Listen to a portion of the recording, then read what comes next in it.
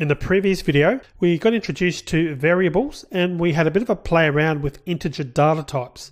So it's now time to talk about different types of data types and more information about the integer data type.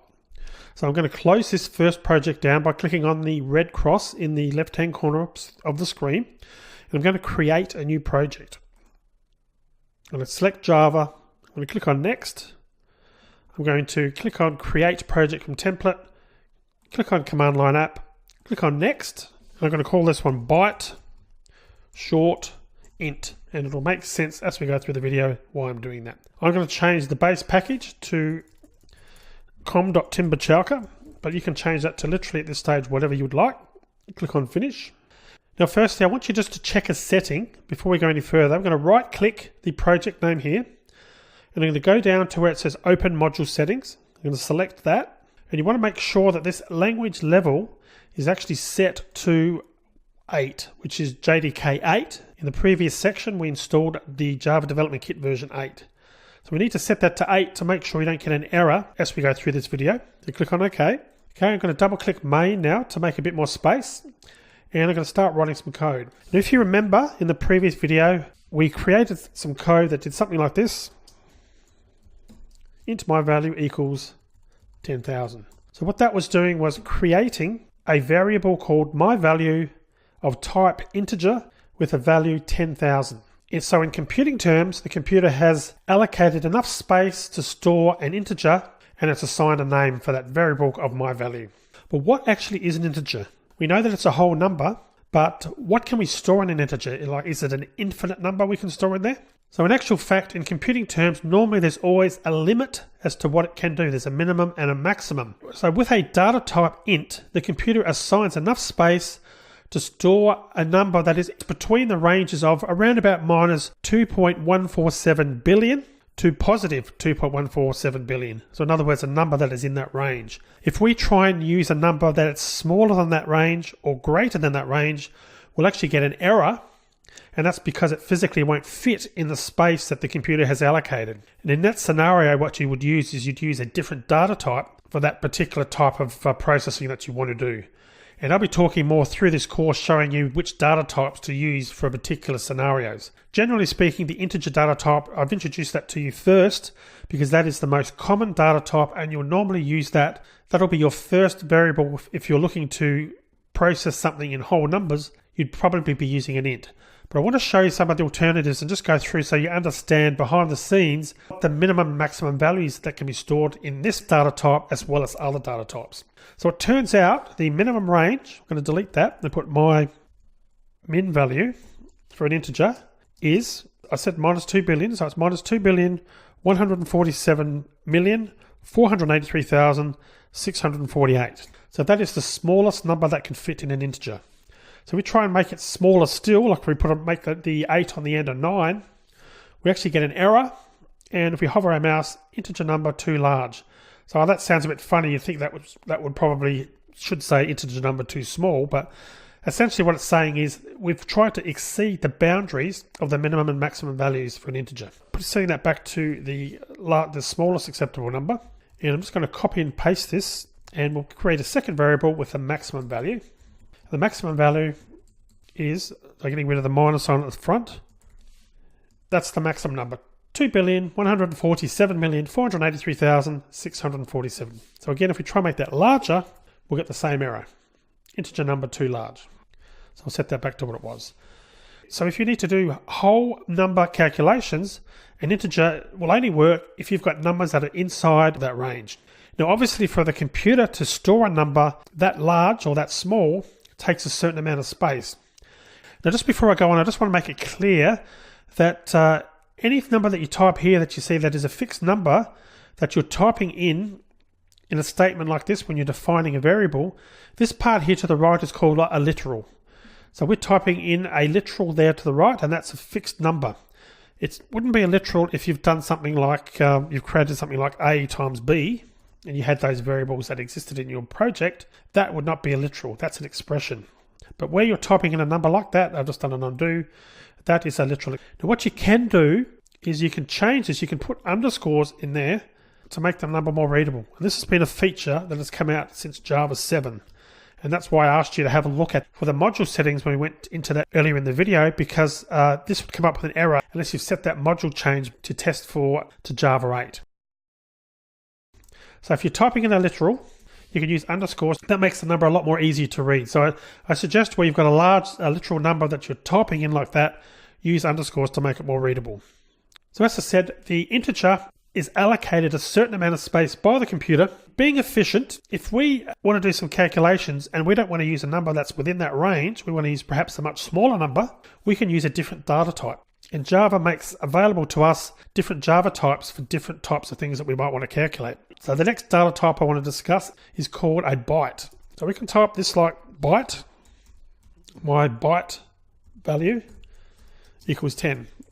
So what we're doing there is we're telling the computer this is a data type of type byte, and we're assigning the value of 10. And the name, of course, we're defining is my byte value. Now, byte value is allocated by the computer a much smaller amount of space, and consequently, it can fit a much smaller number. In actual fact, a byte can only store a number in the range of -128 to 127. So literally, that is the smallest number that will fit in a byte, and the largest number that can fit is 127. So if we try and exceed that, we'll get an error. And likewise, if we try and make the number smaller than the amount of space, we'll get an error as well. So why would we ever want to use a byte? A byte is more efficient because it's in roundabout terms, it would normally take about a quarter of the amount of space of an integer. So if you've got a lot of calculations, it can be far more efficient to use a byte because the computer is not allocating as much space for a byte than it is for an integer. And particularly in situations where a computer hasn't got a lot of memory, or there's a particular type of Java program you're running, and particularly on mobile devices for argument's sake that haven't got a lot of memory, it does make sense to use the right data type for what you're trying to achieve. So that's a byte. There's also another one, which we call a short. And a short, the value for a short, we'll put my short value for the name. And this can store a larger number, at 30,000 for argument's sake. But the actual largest number that can be stored in a short is -32,768. So we try and go smaller, we get an error. And the largest is 32,767. And if we try and exceed it, we get an error. So again, that's a different type. And generally speaking, a short is allocated about twice the amount of space that a byte is, and about half the amount that an integer is. So what I'm going to do is I'm going to put a space there, and I'm going to put what's called a comment. I'm going to put 2 slashes like that, and that defines a comment that we can just type something in there that is for us, and that command is ignored by the computer. So it's really great for documenting and making sense of a program to give yourself some notes that you can refer to later. So what I'm going to do is just outline what these variable types are. So we're going to put integer. It's good to think of an integer has a width of 32. A byte, 2 slashes again, byte has a width of 8. Short has a width of 16. So generally speaking, a byte is half the size of a short in computing terms, in terms of how much space has been allocated, and a short is half the size of an integer. That's 3 data types that are all based on whole numbers. There is one more data type, and that's of use where you've got a number that you want to process that is larger than the amount for an int. We call that a long. We put long, my long value equals 100. Now technically that's wrong, because when you're assigning a long value, you want to actually put the letter L on the end of it. And that tells the computer that this is a long value. You can put lowercase l or uppercase L. I suggest you use an uppercase L because that's a little bit easier to read than the lowercase l, which sort of blends in and looks like a 1. So in other words, that looks like 1001 if you don't look at it really carefully. But if you put a capital L, you can see clearly that that's an L and not 100. And long has a width of 64. So what that means, it's double the width of an integer. And the actual number that we can store, in the case of an integer, the minimum number was 2 to the power of 31, but a long value, we can actually store a huge number. It's actually 2 to the power of 63. So it's something like this. I'm going to paste the number in. I can't actually tell you what that number is, but it's actually a huge number. That's the minimum, that's the smallest possible number. And you can see that it's got 18 numbers after the 9, so 19 numbers in total. So it's a huge value.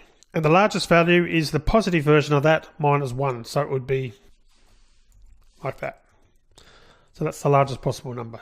They are the 4 data types in Java that deal with whole numbers. So when you're developing a program in Java, you would be deciding when you're using whole numbers as to which data type you'd be using to solve your particular problem. And as you work through this course, you'll see a lot of these data types in action, and you'll get more of an understanding as to which one to choose for a particular scenario. In general, as I mentioned, you want to choose the integer by default. So probably 9 times out of 10 or 8 times out of 10, you would go up here, you would choose your integer when you're dealing with whole numbers. Let's have a talk now about arithmetic in the different data types. In the previous video, of course, we did some basic arithmetic using the integers. We can do something just as a recap. We could come up here and we can put int my total equals my min value divided by 2. The forward slash is the divided by. So that's just a simple bit of arithmetic which takes the value of my minimum value, which is minus 2,147,483,648 divided by 2. No problems there. And with the byte value, we can put byte, my new byte value equals my byte value in brackets divided by 2. But we get an error. Now, why do we get an error? Because that seems to be okay. In the case of the integer, we just defined it in brackets to be my minimum value divided by 2. But here we've got an error. And if you have a look at the error that's coming up on the screen, it says incompatible types required byte found int. So what it's saying is, well, you're defining a variable of type byte. So whatever you type on the right-hand side should be a byte, should be of type byte. And when we type in a number that fits within the range of a byte, it accepts it, as you can see on the line, the minimum value. We haven't exceeded the minimum value, or we haven't exceeded the maximum. But when you type in an expression, because remember, something that isn't a fixed number, like in the case above, that this is an expression, whereas the one above is a literal, because it's actually just a fixed number. And what's happening here is this is the nature of Java, and what I was saying about how an integer is the sort of go-to or the default data type you should use for whole numbers. By default, when you're making an assignment in an expression, Java converts that to an integer. So what's happening here is we're looking for a value that's of type byte to put into our my new byte value variable, which is type byte, but Java has converted that automatically to an integer. And therefore, it's now complaining and saying, well, I'm sorry, but that's an integer, and you're trying to fit an integer into a byte. And we know that an integer takes up a lot more space than a byte, so that number physically won't fit into the area of memory that has been assigned. This is just a weird thing that Java does, and what you need to do to get around that is you need to specifically say to Java, look, I want you to treat this as a byte. So to do that, we do something called casting. So we just put something in front of that. We just put in brackets byte. So what we're saying is, Java, I want you to treat that as a byte. And Java gets rid of the error and says, okay, if that's what you want to do, I've converted. I'm not going to make that an integer anymore. That's now a type byte. So therefore, my new byte value, which was a type byte, has been assigned a byte value. And we might just print some of these out just so we can see that we're on the right track here. And we can put something like my total equals. This is a way to print the value and print a bit of text there as well, plus my total. And we'll put my new byte value equals my new byte value. Okay, let's run that. And as you can see, looks like we've got the right results there. So that's correct. Likewise for a short, you need to also do the same thing. So we can't just put short, my new short value equals my short value divided by 2, because of course you'll get the same error. And the error is looking for short and found an int again. Similar error, but this time it's the short. So we'd fix this one by typing short. Generally speaking, an integer is the way to go, and you can see that that is the case because Java by default, if you don't specify the type that you actually want, it converts it to an integer automatically. And that's why I would suggest that you always work, generally speaking, with an integer unless you've got good reason to not do that. Okay, so I'm going to delete that, and I'm now going to issue a challenge to you now that I've deleted that off the screen. So create a byte variable and set it to any valid byte number. It doesn't matter. Create a short variable and set it to any valid short number. Create an int variable and set it to any valid int number. Lastly, create a variable of type long and make it equal to 50,000 plus 10 times the sum of the byte plus the short plus the integer values.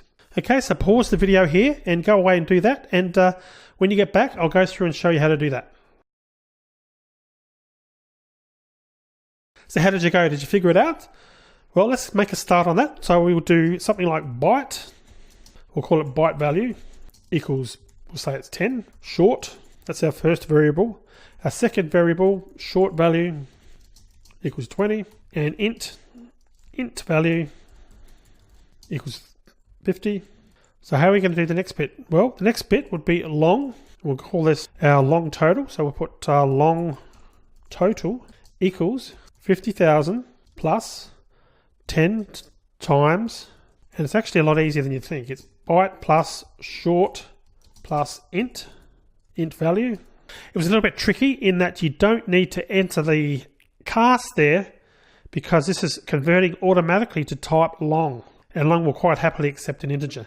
To be more precise, we could probably put an L there, 50,000 L plus 10L times the byte value plus the short value plus the integer value. We can print that out. Long total.